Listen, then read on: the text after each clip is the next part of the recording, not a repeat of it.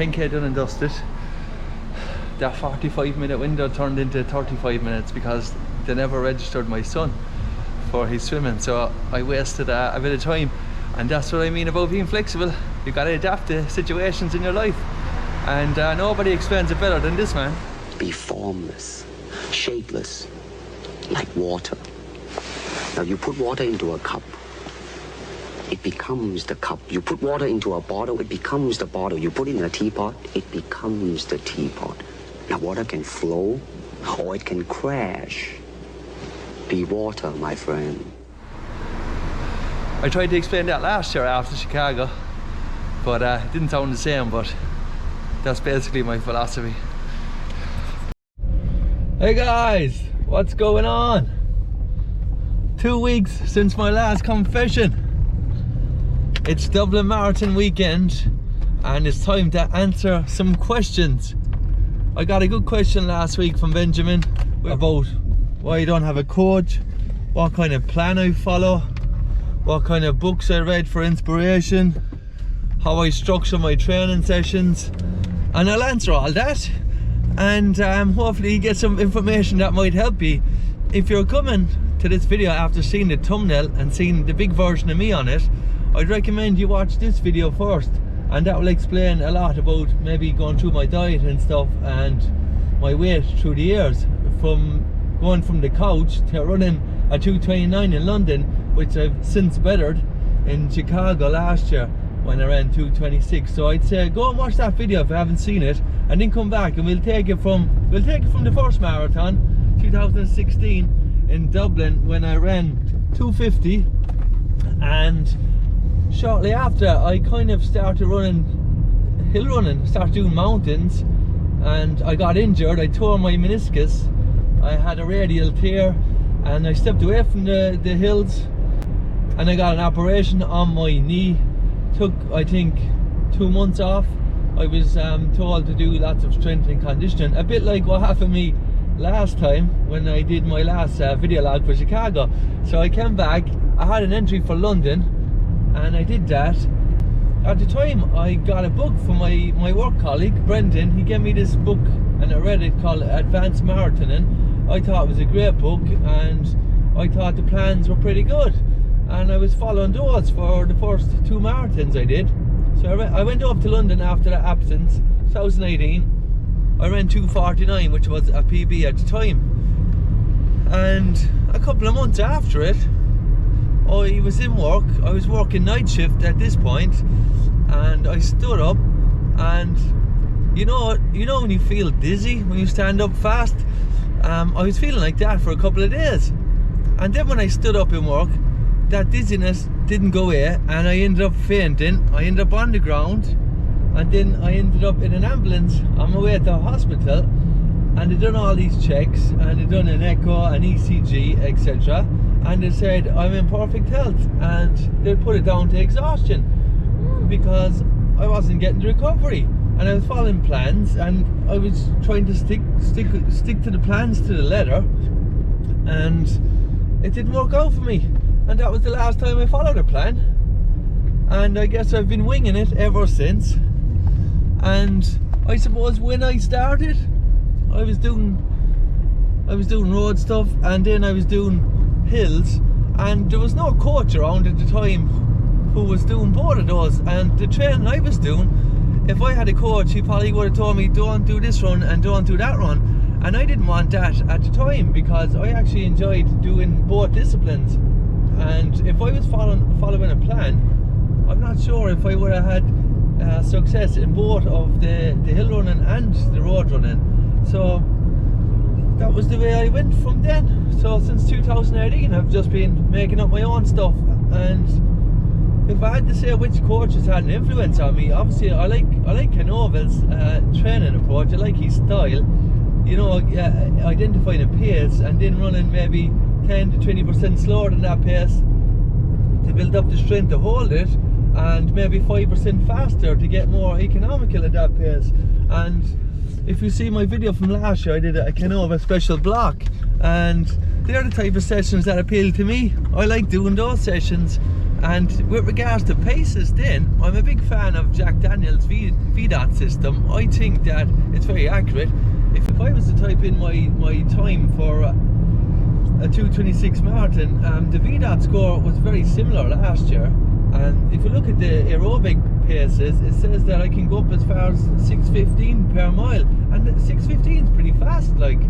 And when I went back over my training for Berlin, when I ran 2:33, I was running about 4 years, and I was looking at my training paces, and a lot of my training paces I was running 6:50 a mile, and I was doing less miles than I am now. I was probably doing about 60 miles a week, maybe 50 or 60 miles a week, and I was running most of them at 6:50, and that was the time when I was wearing Asics shoes, before carbon plates came out, and I was running 6:50, which is probably now closer to 6:35, which what I was doing last year in Chicago.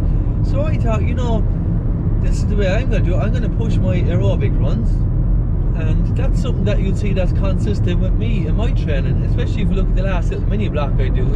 If we go on to my easy runs on the road, a lot of them I'm kind of pushing the pace a bit, so I might be going 6:40 or 6:35 or even faster if I can, and I think that's a big factor in my performances. Pushing that aerobic zone and going right up to the end of it in your training.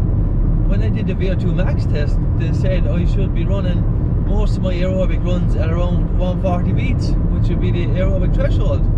And 140 beats for me is, you know, it can vary depending on the terrain, but if it was on the flat, it would probably be 6:30 pace maybe. And if I'm going out running 6:30 pace every run, it would feel a bit steady. It would feel a bit harder. But I did it last year when I was in Poland training, and what I will do then is I build up that 6:30 pace, a bit like the kind of Canova approach, and I'll build that all the way up till a couple of weeks before Tokyo. So I should run 22 miles at 6:30 pace, or whatever's going to be my aerobic threshold. I might take out the lactate machine and test it out and see, and find that sweet spot and use that then. And what I'll do then is I'll extend that, and I will what I'll do then is I'll extend that, and I'll use my races and maybe kind of tempos and the threshold sessions in for doing the top end of it, and I'll extend that as well. Chicago Marathon video. Your plan has to work around your life, or your training approach has to work around your life rather than your life around your training approach. I have 2 kids. I'm dropping one off to the swimming pool now, and that's going to give me a 45-minute window to go out and run a tempo run or a threshold run. I wouldn't be able to stick to a plan because of things going on in my life, and that's why I don't get worried about not having a plan. The whole point of a plan is to stress the right zones, and your body adapts to that. It makes you more efficient at it. It makes you a better runner. So every time I go in to do a run, I identify what I need to work on. If I did a threshold session 2 days ago, I'm not going to do another one. I'll do something a bit faster, or I'll do something maybe a bit slower or a bit longer. And that's how I do it. I just take it day by day and just try to get in the important things, like the tempo runs, the long ones. And if I have to miss a day, if I have to only do 1 session a week because of what's going on around my life or because of work, then so be it. I think the most important thing is just to enjoy going out doing it and not getting bogged down with plans and times, because I actually hope that I never peak, because if you peak, you know, every time you go out running, you know you're not going to be better than what you were last time, and I think I'd lose a lot of motivation if that was the case. So I hope I don't peak, but I like to get the opportunity to keep trying to peak, and if I can keep that going for a couple of years, I'll be happy, you know. I'll be happy because that means I'm almost at the top of my game. I'm not getting injured, and I'll just keep getting out and enjoying it, and I'll probably get a lot more marathons in. And that's my philosophy, really. And my training approach would be try push the aerobic runs, work on the diet, because I'm not going to be able to get out all the time, like I said, with what's going on in my life. I'm not going to be able to get out all the time. But if you can't do the mileage, I always think, you know, you can focus on your diet, and shaving off a few pounds has a big impact on your performance. And if you do it right, and there are things that I focused on: my diet, my aerobic runs, and just being flexible, you know, adapting. If I go out, I'm training with lads that are faster than me, I look at my heart rate and I jump out of a session as soon as I get the stimulus that I need from it, and I jump back in again. And for me, it gets me out of my comfort zone, training with faster people. And there are things you see going forward for me. I will train with people that are faster than me, even if it's on the hills. I go out there, I'm training with Enda, and he's like a machine, and I'll hang on to him, and we'll do some good sessions, and that'll build up my strength, and I'll definitely improve if I don't get injured again.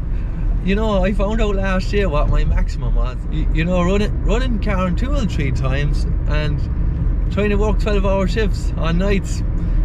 You know, it doesn't work out like that, and thankfully I changed my shift now. If I had to go back through my training for maybe Boston or the Morris Mullins, and if I showed you my shift calendar and how I trained, you wouldn't believe it, like, because some days I was doing 20 miles and I was going into work and I'm working 12-hour night shift, and I wouldn't sleep till the next day. So I'm carrying that run in my legs for 24 hours, and I'd probably have to drop the kids to school. And then if I didn't sleep that day, I'm going in 2 days with no sleep, and I'd probably still run again. That's the way I was. If I had to do something, I'm gonna do it. You know, I'll find a way to do it. I'll find the time to do it.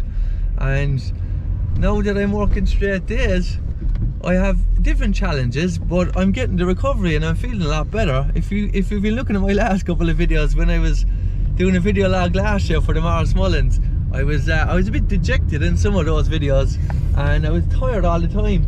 I don't feel like that anymore. Even if I don't get that much sleep, I'm only going into work for 8 hours, and I have loads more time to recover. I'm not standing on my feet all day, and obviously getting off night shift. I don't know how I did it. Looking back now at my training, I don't know how I didn't drop a lot more than I did. And I'm just lucky now that I have another chance, and I'm gonna go all in now for Tokyo. And with regards to my sessions and everything, I'll start logging those, and I'll give you more information about my sessions going forward. So this video, I suppose, is just kind of laying the groundwork of why I don't have a coach, why I don't follow a plan, because, you know, our lives are hectic, and all you need to do is have the attitude that you want to get better and keep pushing yourself, keep finding a window to get out and get your runs in, and, you know, keep getting out there, and you'll stay in the game longer. You know, if you're getting bogged down with times and plans and everything, it might take away the goodness out of it. You really have to kind of find why you're running in the first place. I mean, I'm highly motivated, probably from where I grew up and how I grew up. I'm just happy to have this opportunity I found running in my life. And when I was 35, I just thought, I'm after peaking. I can't even imagine how much my life is after changing from when I did that first run to what I'm doing now, and all the thousands of people that I met through running that I would have never known if I didn't get off the couch. And I have this opportunity to go on and go to these big races. I'm up at the front, I'm meeting all these world-class famous runners all around the world. You can't even imagine how possible that was me to think about a couple of years ago, and it's crazy. And for me, and that gives me a lot of motivation as well. You know, it's mad. Like, you get this second chance in life, and I'm taking it. And as long as these legs let me, I will keep pushing myself.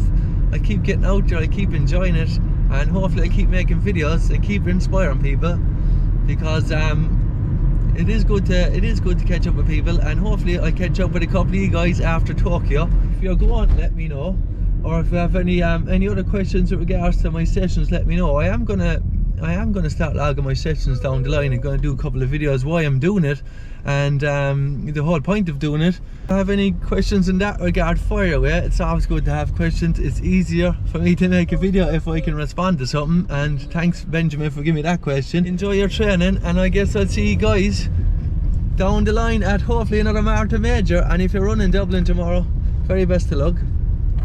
Don't forget to hit subscribe, give the video a like, and I will see you guys after this tempo run.